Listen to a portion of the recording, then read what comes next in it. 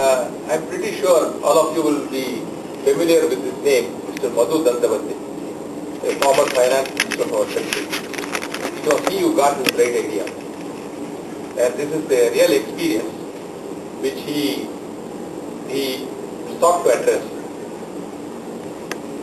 A few years ago, you will remember that a big businessman in the city of Bombay celebrated his daughter's marriage, not in a marriage hall, but in a football stadium. And the marriage celebration took place for more than 3 days. And after the marriage is over, this businessman, in his books of accounts, credited a sum of rupees 100 crores.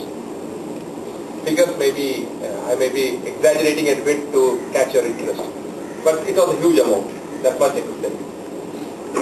And the income tax officer asked this gentleman the difficult question which all income tax officers ask: how did you get this money?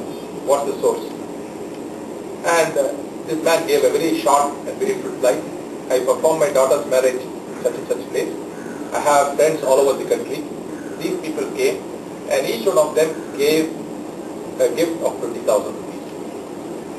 The total of which comes to this much.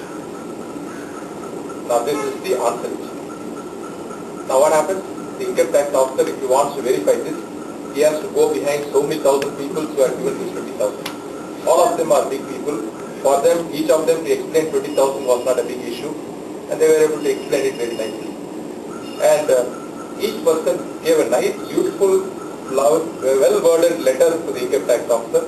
Yes, I know this gentleman for such a long period.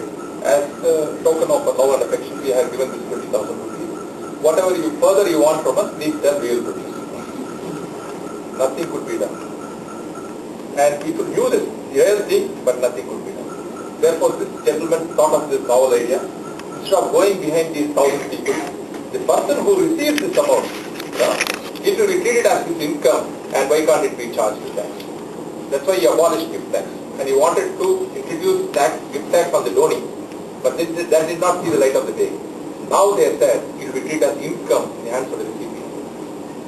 Up to now, cash gifts are treated as income, other than gifts from relatives.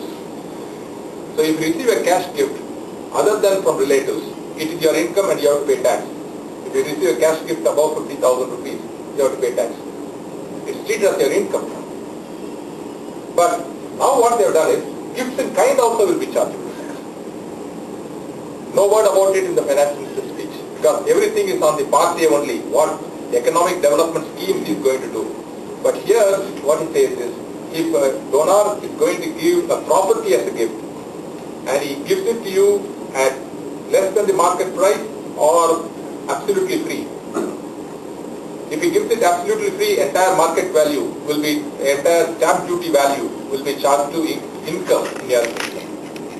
And if he gives it at less than the stamp value, the difference between stamp value and that amount will be charged to income tax. Not the person who gives it, the person who receives it has to pay tax.